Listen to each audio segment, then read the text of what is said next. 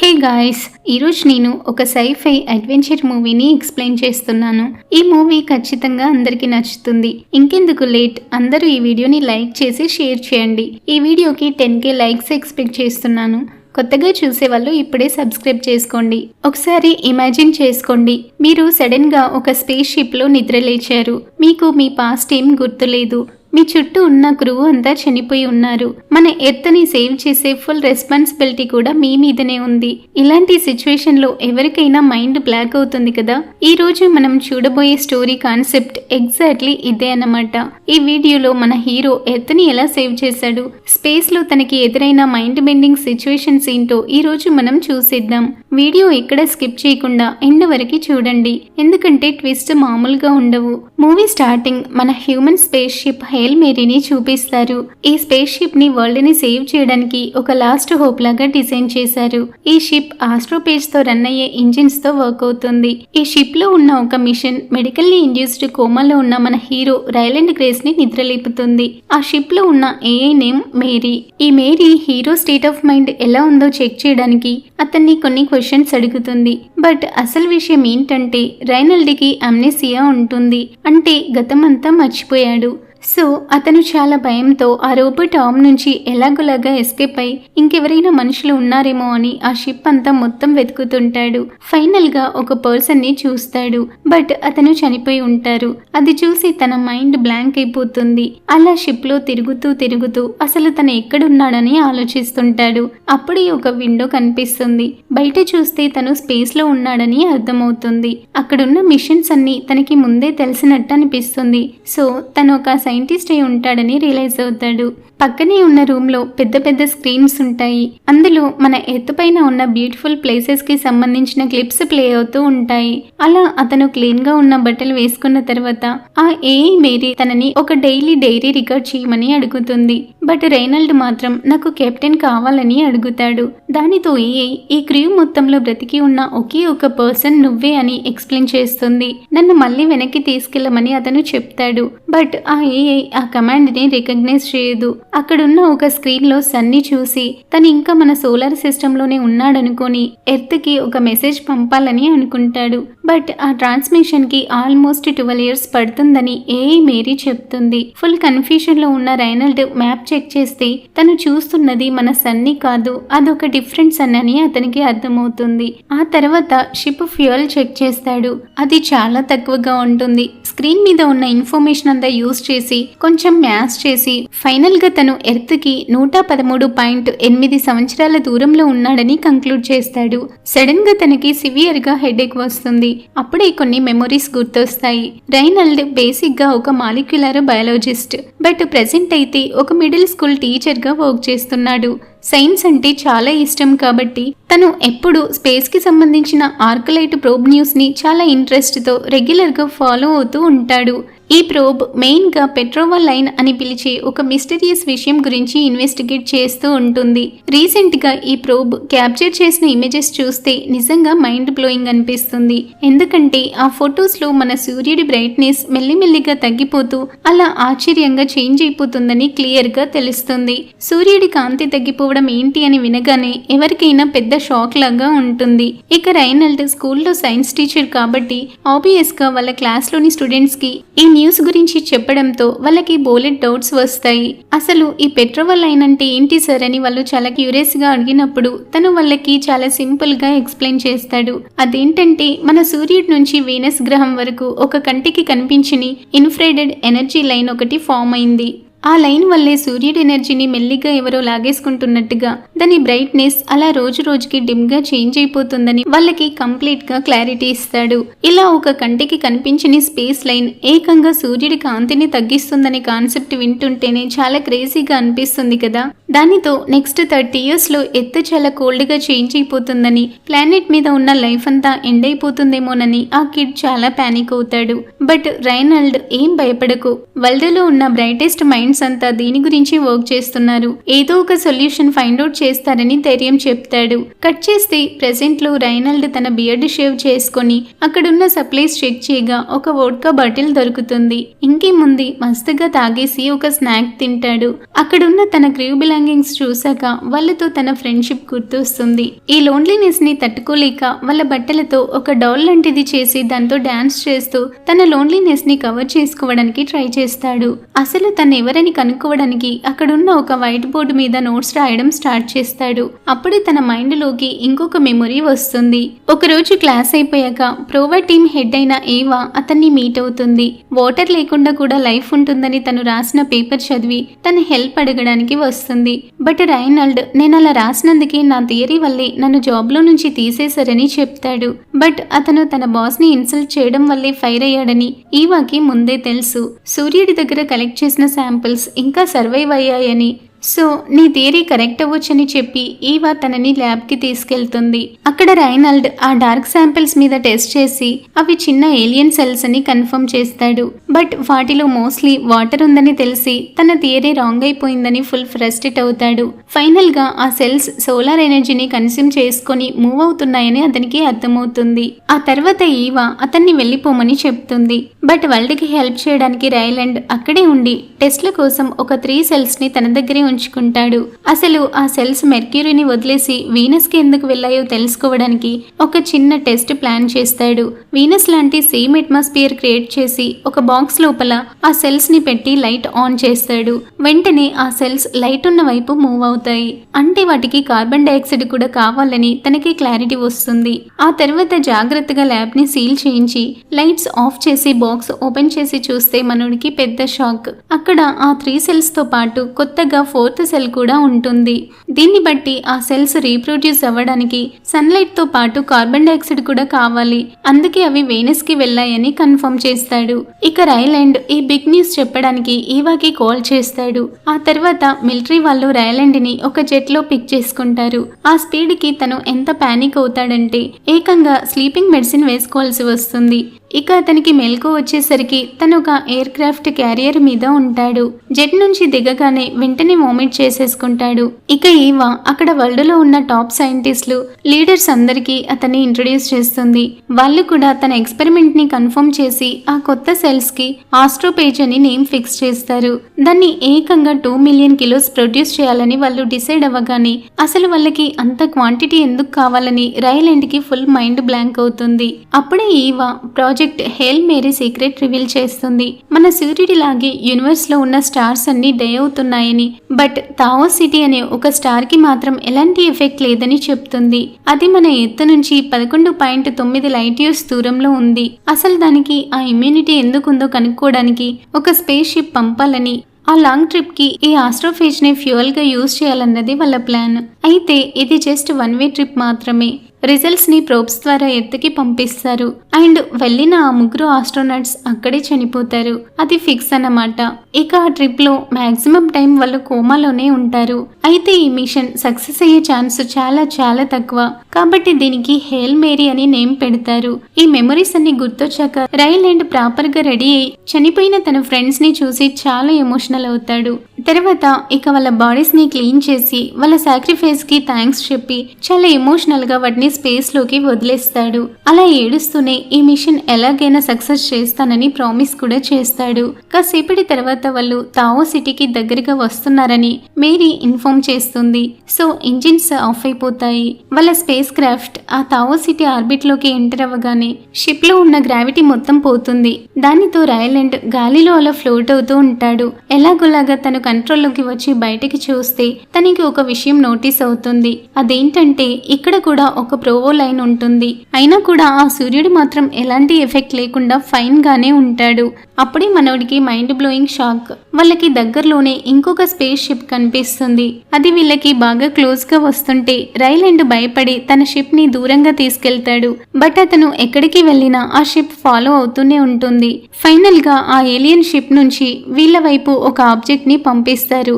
దానితో రైలాండ్ అది బాంబేమో అని ఫస్ట్ దాన్ని ఇగ్నోర్ చేసినా వాళ్ళు మళ్ళీ ఇంకో ఆబ్జెక్ట్ ని స్లోగా పంపించేసరికి ఈసారి దాన్ని క్యాచ్ చేయడానికి రైలాండ్ స్పేస్ వాక్ చేయాలని డిసైడ్ అవుతాడు. కంగారుగా స్పేస్ సూట్ వేసుకుని ఇన్స్ట్రక్షన్స్ అన్ని ఫాస్ట్ గా చదివేసి చాలా కంగారు పడుతూ రైలాండ్ షిప్ లో నుంచి బయటికి వస్తాడు. చాలా స్ట్రగుల్ తర్వాత కరెక్ట్ టైం కి జంప్ చేసి ఆ ఆబ్జెక్ట్ ని పట్టుకుంటాడు. దాన్ని తీసుకుని మళ్ళీ షిప్ లోకి వచ్చాక దాన్ని ఓపెన్ చేయడానికి ఎంత ట్రై చేసినా అది ఓపెన్ అవ్వదు. స్కాన్ చేస్తే అది జీనాన్ అనే గ్యాస్ తో తయారైందని చూపిస్తుంది. అప్పుడు అతను షిప్ ని స్పిన్ చేసి గ్రావిటీ క్రియేట్ చేస్తాడు. మళ్ళీ స్కాన్ చేసిన రిపోర్ట్ లో సేమ్ మళ్ళీ ఆ గ్యాస్ తోనే తయారైందని చూపిస్తుంది. ఈసారి దాన్ని ట్విస్ట్ చేసి ఓపెన్ చేస్తాడు. అందులో రాడ్స్ తో ఉన్న ఒక చిన్న స్పియర్ ఉంటుంది.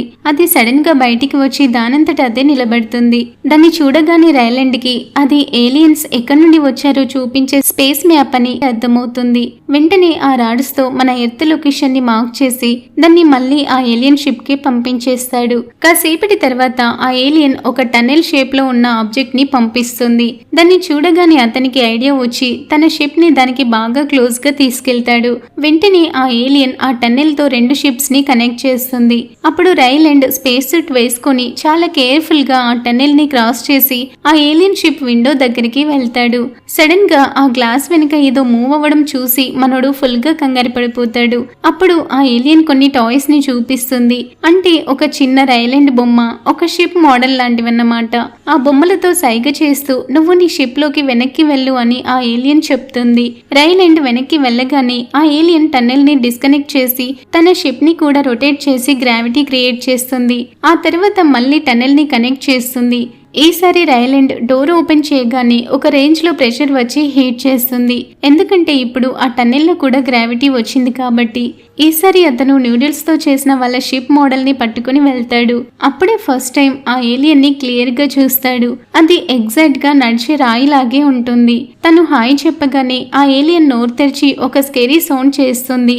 అది వినగానే రైలాండ్ ఫుల్ గా భయపడిపోయి గట్టిగా అరుస్తూ సెల్ఫ్ డిఫెన్స్ కోసం ఒక టూల్ ని అటు ఇటు ఊపుతాడు. ఆ రియాక్షన్ చూసి ఆ ఏలియన్ కూడా భయంతో వెనక్కి వెళ్ళిపోతుంది. దాంతో రైలాండ్ సారీ చెప్తాడు. ఆ తర్వాత ఇద్దరు ఒకరినొకరు సరదాగా ఇమిటేట్ చేసుకుంటూ సిల్లీ ఫోర్స్లు ఇవ్వడం స్టార్ట్ చేస్తారు. ఆ తర్వాత ఏలియన్ ఆ విండోని పోక్ చేస్తుంటే రైలాండ్ కూడా సరదాగా రిటర్న్ లో పోక్ చేస్తాడు. అప్పుడు ఆ ఏలియన్ రైలాండ్ వెనకాల ఉన్న ఒక మెసేజ్ ని పాయింట్అవుట్ చేసి చూపిస్తుంది. అందులో ఒక వింతగా ఉన్న కలర్ ఉంటుంది. ఆ ఏలియన్ సైగలతో తన హెల్మెట్ తీసేయమని అడుగుతుంది. బట్ ఫస్ట్ అది రిస్కీ అని రైలాండ్ తీయడు. బట్ తర్వాత ఆ కలర్ మీద ఉన్న డిజైన్ ఆక్సిజన్ ని రిప్రజెంట్ చేస్తుందని అర్థం చేసుకుని ఫైనల్ గా హెల్మెట్ తీసేస్తాడు. దానితో ఆ టన్నెల్లో తను నార్మల్ గానే బ్రీతింగ్ చేయగలుగుతాడు. ఆ తర్వాత షిప్ లోకి వెళ్లి ఆ మెసేజ్ ని స్టడీ చేస్తే ఒక విషయం అర్థమవుతుంది. ఆ ఏలియన్ ప్లానెట్ సూర్యుడు కూడా మనలాగే డై అయిపోతున్నాడని, సేమ్ మనలాగే ఆ ప్రాబ్లమ్ ని సాల్వ్ చేయడానికి అది ఇక్కడికి వచ్చిందని తనకి క్లారిటీ వస్తుంది. వెంటనే రైలాండ్ మళ్ళీ టనెల్ దగ్గరికి వెళ్లి మనం ఇద్దరం కలిసి వర్క్ చేద్దామని చెప్తాడు. బట్ ఫస్ట్ వాళ్ళు కమ్యూనికేట్ చేసుకోవాలి కదా. సో మ్యాథ్స్ అనేది ఎక్కడైనా యూనివర్సల్ అని ఫీల్ అయ్యి ఆ ఏలియన్ కి ఒక మెజరింగ్ టేప్ అండ్ ఒక క్లాక్ చూపిస్తాడు. బట్ ఆ ఏలియన్ జస్ట్ ఆ టేప్ తో ఆడుకుంటుంది అంతే. అయితే ఆ క్లాక్ కి మాత్రం అసలు ఎలాంటి రియాక్షన్ ఇవ్వదు. అప్పుడు రైలాండ్ కి ఒక విషయం అర్థమవుతుంది. ఆ ఏలియన్ షిప్ లో ఫుల్ డార్క్ గా ఉంటుంది అండ్ దానికి ఫేస్ కూడా ఉండదు. సో మేబీ తనకి కళ్ళు లేవని సౌండ్స్ ని బట్టి మూవ్ అవుతుందని ఫీల్ అవుతాడు. అలాగే తనకి సరదాగా రాకీ అని నేమ్ పెట్టి తన క్లాక్ లో నంబర్స్ పైకి పాపప్ అయ్యేలా మాడిఫై చేసి చూపిస్తాడు. ఆ నంబర్స్ ని చేత్తో ఫీల్ అవ్వగానే రాకీ ఫుల్ ఖుషీతో చిన్న డాన్స్ చేస్తుంది. వెంటనే రాకీ లోపలికి వెళ్లి సింబల్స్ రొటేట్ అవుతున్న ఒక ఆబ్జెక్ట్ తెస్తుంది. అది వల్ల ఏలియన్ క్లాక్ అని రైలాండ్ కి అర్థమైపోతుంది. ఆ తర్వాత వాళ్ళు కమ్యూనికేట్ చేసుకోవడానికి రైలాండ్ ఒక ఐడియా వేస్తాడు. తన ల్యాప్టాప్ మైక్ తీసుకొని ఒక్కో ఆబ్జెక్ట్ చూపిస్తుంటే దానితో రాకీ వాళ్ళ లాంగ్వేజ్ లో చేసే సౌండ్స్ ని రికార్డ్ చేసుకుంటాడు. అలా కొన్ని గంటలు కష్టపడి ఆ ఏలియన్ లాంగ్వేజ్ కి ఒక పర్ఫెక్ట్ ట్రాన్స్లేటర్ ని క్రియేట్ చేస్తాడు. ఇదంతా ఎప్పటికైనా ఎర్త్ కి పంపించాలి కదా అని తను చేసే ప్రతి టెస్ట్ ని రికార్డ్ చేస్తుంటాడు. అలాగే ఆ ఏలియన్ తన వస్తువులు తయారు చేసుకోవడానికి వాడే ఒక కొత్త మెటీరియల్ కి జెనోనైట్ అని నేమ్ ఫిక్స్ చేస్తాడు. ఒక రోజు రైలాండ్ ఆ ఆస్ట్రోఫేజ్ ని రాకీకి చూపిస్తాడు. దాన్ని చూడగానే అది చాలా డేంజర్ అని గుర్తుపడుతుంది. అంటే వాళ్ళిద్దరూ అక్కడికి వచ్చింది ఒకే మిషన్ కోసమని వాళ్ళకి కన్ఫర్మ్ అవుతుంది. అయితే రాకీకి కూడా ఒక క్రూ ఉండేది. బట్ రైలాండ్ క్రూ లాగానే వాళ్ళు కూడా చనిపోయారు. ఇప్పుడు నేను అలోన్ గా లేను అని రాకీ హ్యాపీగా ఫీల్ అవుతుంది. ఆ తర్వాత ఇద్దరు కలిసి వాళ్ళ స్టార్స్ ని సేవ్ చేయాలని డిసైడ్ అయ్యి ట్రాన్స్లేటర్ హెల్ప్ తో ఒకరినొకరు ఫిస్ట్ బంప్ ఇచ్చుకుంటారు. ఆ తర్వాత రైలాండ్ నిద్రపోవడానికి వెళ్తుంటే వాళ్ళకి నిద్ర అనే కాన్సెప్ట్ లేకపోవడం వల్ల రాకీ దాన్ని డెత్ అనుకొని చాలా భయపడుతుంది. అప్పుడు రైలాండ్ స్లీప్ అంటే ఏంటో ఎక్స్ప్లెయిన్ చేస్తాడు. అప్పుడు రాకీ మా సొసైటీలో ప్రొటెక్షన్ కోసం అందరం కలిసే పడుకుంటాం, నా క్రూ కూడా ఇలాగే పడుకొని మళ్ళీ నిద్ర లేవలేదు, సో మనం కూడా కలిసి పడుకుందామని అడుగుతుంది. ఆ మాటకి రైలాండ్ ఎమోషనల్ అయి మైండ్ చేంజ్ చేసుకుంటాడు. ఫైనల్ గా ఒక బెడ్ రెడీ చేసి ఇద్దరు ఆ విండో దగ్గరే పడుకుంటారు. అప్పుడే మళ్ళీ ఒక ఫ్లాష్ బ్యాక్ వస్తుంది. మిషన్ కి వెళ్తున్న ముగ్గురు ఆస్ట్రోనట్స్ ని ఈవా రైలాండ్ కి ఇంట్రడ్యూస్ చేస్తుంది. మిషన్ అయిపోయాక ఆకలితో స్లోగా చనిపోయే కంటే ఫాస్ట్ గా చనిపోవడానికి షిప్ లో ఏదైనా ఆప్షన్ పెట్టండి అని వాళ్ళు అడుగుతారు. అప్పుడు రైలాండ్ వాళ్ళకి ఒక ఇంజిన్ చూపించి అందులో ఉన్న ఆస్ట్రోఫేజ్ సెకండ్స్ లోనే టన్స్ ఆఫ్ మెటల్ ని ఎలా మెల్ట్ చేస్తుందో చూపిస్తాడు. కట్ చేస్తే ప్రెసెంట్ లో రైలాండ్ తన మెమోరీస్ తో స్ట్రగుల్ అవుతుంటే సడన్ గా అతనికి ఒక సౌండ్ వినిపిస్తుంది. ఏంటని డోర్ ఓపెన్ చేసి చూస్తే రాకీ ఒక బబుల్ ని స్పేస్ సూట్ లాగా వేసుకొని మనోడి షిప్ లోకి వచ్చేస్తుంది. హ్యూమన్ టెక్నాలజీ చూసి ఇంప్రెస్ అవుతూనే షిప్ ని అలా డర్టీగా ఉంచినందుకు రైలాండ్ ని తిడుతుంది. ఎవరి షిప్ లో వాళ్ళం వర్క్ చేద్దామని రైలాండ్ ఎంత చెప్పినా కూడా వినదు. ఇద్దరం కలిసి వర్క్ చేయాలని ఫిక్స్ అవుతుంది. బట్ రాకీతో కలిసి వర్క్ చేయడం రైలాండ్ కి ఫుల్ ఇరిటేటింగ్ గా ఉంటుంది. ఎందుకంటే అది చాలా బాసీగా బిహేవ్ చేస్తుంది. దానికి తోడు గోడల నుంచి చూసే పవర్, సూపర్ హియరింగ్ పవర్ ఉండడం వల్ల రైలాండ్ కి అసలు ప్రైవసీయే ఉండదు. అప్పుడు వాళ్ళ డిస్కషన్ లో ఒక విషయం రివీల్ అవుతుంది. ఆ ఏలియన్స్ కి రేడియేషన్ గురించి అసలు ఏం తెలియదని, ఆ రేడియేషన్ వల్లే రాకీ క్రూ మొత్తం చనిపోయారని అర్థమవుతుంది. రాకీ వర్క్ షాప్ ఆ ఆస్ట్రోఫేజ్ కి క్లోజ్ గా ఉండడం వల్లే ఆ ఆస్ట్రోఫేజ్ రేడియేషన్ ని ఆపి రాకీని ప్రొటెక్ట్ చేసిందని రైలాండ్ ఎక్స్ప్లెయిన్ చేస్తాడు. ఇప్పుడు వీళ్ళకి ఆస్ట్రోఫేజ్ శాంపిల్స్ కావాలి. సో షిప్స్ డిస్కనెక్ట్ చేసి రైలాండ్ తన షిప్ ని దగ్గరలో ఉన్న ప్లానెట్ కి పంపిస్తాడు. ఆ 11 డేస్ ట్రిప్ లో రాకీకి మన ఎత్తు వీడియోస్ చూపిస్తుంటాడు. అప్పుడు రాకీ తను 186 ఇయర్స్ నుంచి కలిసి ఉంటున్న తన మేట్ ని బాగా మిస్ అవుతున్నట్లు చెప్తుంది. అప్పుడే మళ్ళీ ఒక ఫ్లాష్ బ్యాక్ వస్తుంది. చనిపోవడానికి వెళ్తున్న ఆస్ట్రోనట్స్ అందరూ షిప్ లో ఉన్న బార్ లో అంత హ్యాపీగా పార్టీ చేసుకోవడం చూసి రైలాండ్ కి చాలా వింతగా అనిపిస్తుంది. అప్పుడు ఈవా ఆ ఫ్రెండ్షిప్, ఆ బాండింగ్ వల్లే వాళ్ళు ఆ టెన్షన్ ని డీల్ చేయగలుగుతున్నారని ఎక్స్ప్లెయిన్ చేసి తను కూడా వాళ్ళతో కలిసి ఎంజాయ్ చేస్తుంది. ప్రెసెంట్ లోకి వస్తే షిప్ ఆ ప్లానెట్ కి రీచ్ అవుతుంది. అక్కడున్న కలర్స్ చూసి రైలాండ్ ఫుల్ అమేజ్ అవుతాడు. అతను స్పేస్ వాక్ కి వెళ్లి ఒక స్పెషల్ లైట్ ఆన్ చేయగానే అది వేలాది ఆస్ట్రోఫేజ్ ని అట్రాక్ట్ చేసి ఒక బ్యూటిఫుల్ గ్లోని క్రియేట్ చేస్తుంది. అప్పుడు రైలాండ్, రాకీ ఇద్దరు కలిసి ఆ ప్లానెట్ కి అడ్రియన్ అని నేమ్ ఫిక్స్ చేస్తారు. ఆ శాంపిల్స్ ని షిప్ లోకి తెచ్చి టెస్టులు చేస్తే ఒక షాకింగ్ విషయం తెలుస్తుంది. ఎంత ఆస్ట్రోఫేజ్ ఆ ప్లానెట్ కి వస్తుందో అంతే క్వాంటిటీ మళ్ళీ తిరిగి వెనక్కి వెళ్ళిపోతుంది. అవి రీప్రొడ్యూస్ అవ్వడానికి వస్తున్నప్పుడు ఇలా జరగడం సెన్స్లెస్ కదా. అంటే ఆ అడ్రియన్ ప్లానెట్ మీద లైఫ్ ఉందని అర్థం. అప్పుడే వాళ్ళకి ఆ ఆస్ట్రోఫేజ్ తో పాటు కొన్ని బ్యాక్టీరియా కూడా మిక్స్ అయి ఉన్నాయని అర్థమవుతుంది.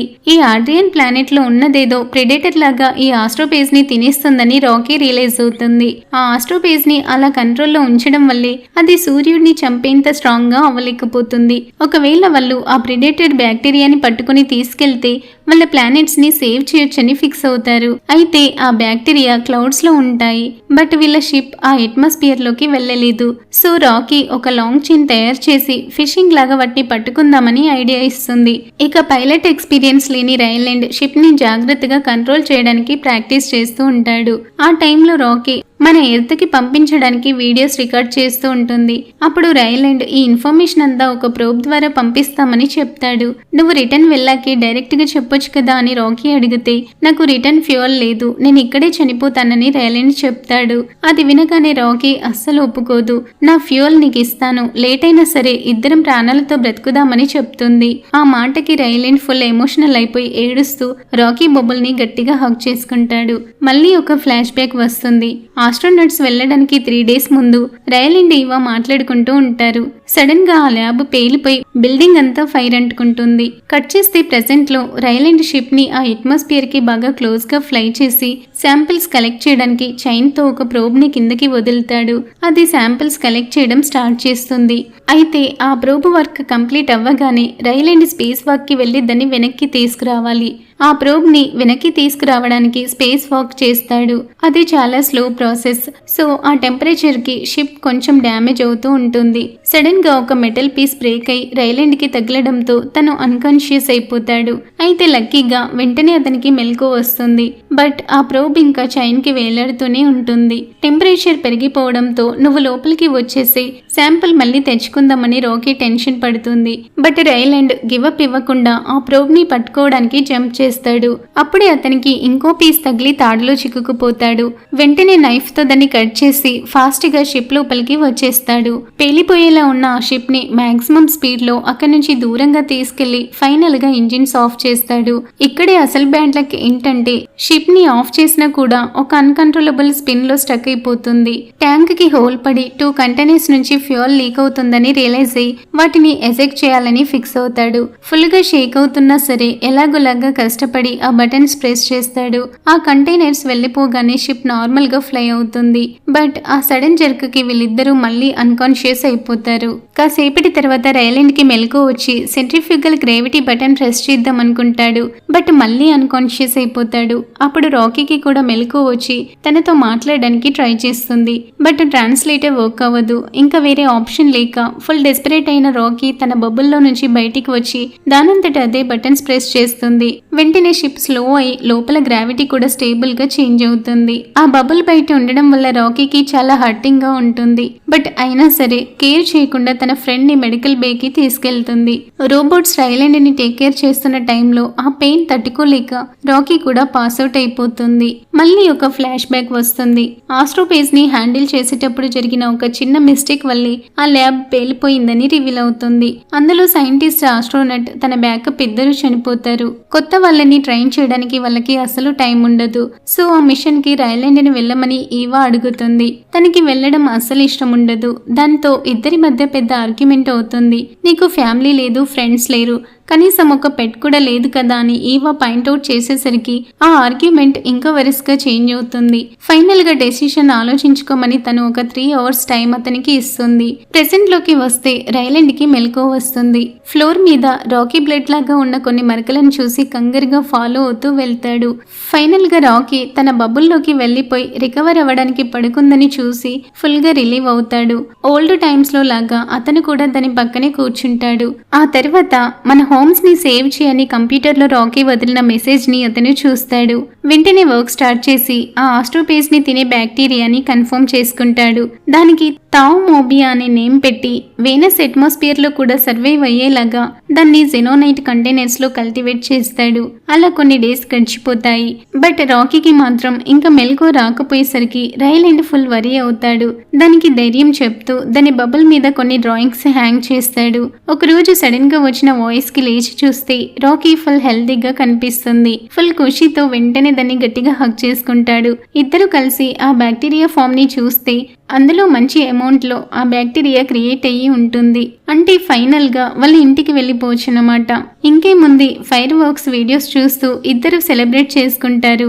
ఈ అకేషన్ కోసం రాకీ తన చుట్టూ జెనోనైట్ ని స్పెషల్ క్లోత్స్ లాగా వేసుకుంటుంది. రైలాండ్ కూడా పేపర్ హ్యాట్స్ చేసి హ్యూమన్ నాలెడ్జ్ మొత్తం ఉన్న ఒక ల్యాప్టాప్ ని, ఒక స్ట్రెస్ బాల్ ని రాకీకి గిఫ్ట్ గా ఇస్తాడు. రిటర్న్ గిఫ్ట్ ఇవ్వడానికి తన దగ్గర ఏమీ లేదని రాకీ ఫీల్ అవుతుంటే మీ షిప్ ని నాకు టూర్ లాగా చూపించని రైలాండ్ అడుగుతాడు. ఫైనల్ గా 2 షిప్స్ కనెక్ట్ అయ్యాక రైలాండ్ జెనోనైట్ తో చేసిన ఒక సూట్ వేసుకుని లోపలికి వెళ్తాడు. ఆ ఏలియన్ షిప్ లో ఉన్న అమేజింగ్ టెక్నాలజీని చూసి తను అలా షాక్ అవుతుంటే తన మైండ్ లోకి ఇంకొక మెమొరీ వస్తుంది. ఆ 3 hours తర్వాత నేను ఈ మిషన్ కి వెళ్ళట్లేదని రైలాండ్ ఈవాకి చెప్తాడు. అప్పుడు ఈవా అందరి మంచి కోసం ఇది చాలా ఇంపార్టెంట్ అని చెప్పి గార్డ్స్ ని పిలుస్తుంది. రైలాండ్ పారిపోవడానికి ట్రై చేసినా వాళ్ళు తనని పట్టుకొని ఒక ఇంజెక్షన్ ఇచ్చి అన్కాన్షియస్ చేసేస్తారు. అంటే తన ఇష్టంతో సంబంధం లేకుండా ఫోర్స్ చేసి మరి తనని ఈ షిప్ లోకి పంపించారని మనోడికి అర్థమవుతుంది. కట్ చేస్తే ప్రెసెంట్ లో రైలాండ్ షిప్ డ్యామేజ్ ని ఫిక్స్ చేయడానికి రాకీ హెల్ప్ చేస్తుంది. ఫైనల్ గా ఇద్దరు ఇంటికి వెళ్లే టైం వచ్చేస్తుంది. ఆ టన్నెల్లో ఇద్దరు చాలా ఎమోషనల్ గా గుడ్ బై చెప్పుకొని ఎవరి దారిలో వాళ్ళు వెళ్లిపోతారు. రైలాండ్ కి మళ్ళీ ఒంటరిగా ఉండడానికి అలవాటు పడక తప్పదు. అయితే కాసేపటికే షిప్ లో ఏదో ప్రాబ్లం ఉందని మేరీ వార్న్ చేస్తుంది. రైలాండ్ వెళ్లి చెక్ చేస్తే పెద్ద షాక్. ఆ థామోబియా బ్యాక్టీరియా అది ఉన్న జెనోనైట్ కంటైనర్ ని బ్రేక్ చేసేస్తుంది. వెంటనే ఆ బ్యాక్టీరియాని ఒక సీల్డ్ బాక్స్ లో పెడతాడు. బట్ ఇప్పుడు తనకి రాకీ గురించి ఫుల్ టెన్షన్ స్టార్ట్ అవుతుంది. ఎందుకంటే రాకీ షిప్ మొత్తం తయారైంది ఆ జెనోనైట్ తోనే కదా. ఒకవేళ ఆ బ్యాక్టీరియా అక్కడ కూడా ఎస్కేప్ అయితే ఫ్యూయల్ మొత్తం తినేస్తుంది అండ్ రాకీ స్పేస్ లోనే ఇరుక్కుపోతుంది. వెంటనే రైలాండ్ రాకీని సేవ్ చేసి ఇంటికి వెళ్ళడానికి ఎంత టైం పడుతుందని క్యాలిక్యులేట్ చేస్తాడు. బట్ ఆ రెండు పనులు ఒకేసారి చేయలేడు. అయితే తన బెస్ట్ ఫ్రెండ్ ని అలా చనిపోనివ్వడం ఇష్టం లేక ఒక పెద్ద డెసిషన్ తీసుకుంటాడు. తన రీసెర్చ్ ఆ బ్యాక్టీరియా ఫామ్ అంతా ఒరిజినల్ ప్లాన్ ప్రకారం ప్రోబ్స్ లో పెట్టి ఎర్త్ కి పంపించేస్తాడు. ఆ తర్వాత తన షిప్ రూట్ ని చేంజ్ చేసి కొన్ని డేస్ కి రాకీ షిప్ ని రీచ్ అవుతాడు. స్పేస్ వాక్ చేసుకుంటూ వెళ్లి రాకీ చూసి డోర్ ఓపెన్ చేసే వరకు ఫుల్ డెస్పరేట్ గా ఆ విండో మీద గట్టిగా కొడుతూనే ఉంటాడు. ఇక ఫ్యూచర్ లో చాలా ఇయర్స్ తర్వాత ఆ ప్రోబ్స్ మన ఎర్త్ మీద ల్యాండ్ అవుతాయి.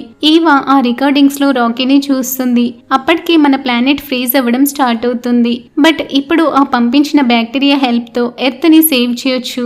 ఈ లోపు రాకీ ప్లానెట్ అప్పటికే సేవ్ అయిపోతుంది అండ్ అక్కడ రైలాండ్ కి ఒక ఓన్ హౌస్ కూడా ఉంటుంది. తను ఆ ఏలియన్ లాంగ్వేజ్ నేర్చేసుకొని ట్రాన్స్లేటర్ లేకుండానే రాకీతో డైరెక్ట్ గా మాట్లాడిస్తుంటాడు. ఒకరోజు రాకీ తనకి ఒక విషయం చెప్తుంది. మా సైంటిస్టులు ఒక స్పేస్ షిప్ ని రెడీ చేశారు. సో నువ్వు ఫైనల్ గా ఎర్త్ కి రిటర్న్ వెళ్ళిపోవచ్చని. బట్ అతను మాత్రం వెళ్లకుండా అక్కడే ఉండిపోయి ఆ చిన్న ఏలియన్ పిల్లలకి ఒక టీచర్ లాగా వర్క్ చేయాలని డిసైడ్ అవుతాడు. అదండి మ్యాటర్. మన హీరో తన లైఫ్ ని సాక్రిఫైస్ చేసి మరి ఎర్త్ ని అలాగే తన బెస్ట్ ఫ్రెండ్ రాకీని ఎలా సేవ్ చేశాడో చూసారుగా. వాళ్ళ ఫ్రెండ్షిప్ అండ్ వాళ్ళ సాక్రిఫైస్ చూస్తే ఎవరికైనా గూస్ బంప్స్ రావాల్సిందే. ఇలా ఈ సైఫై మూవీ హ్యాపీగా ఎండ్ అవుతుంది. ఈ స్టోరీ మీకు ఎలా అనిపించిందో కింద కామెంట్స్ లో నాతో షేర్ చేసుకోండి. ఇలాంటి వీడియోస్ ఇంకా వస్తూనే ఉంటాయి. మన ఛానల్ ని ఇప్పుడే సబ్స్క్రైబ్ చేసి పెట్టుకోండి. See you in the next video. Thank you for watching.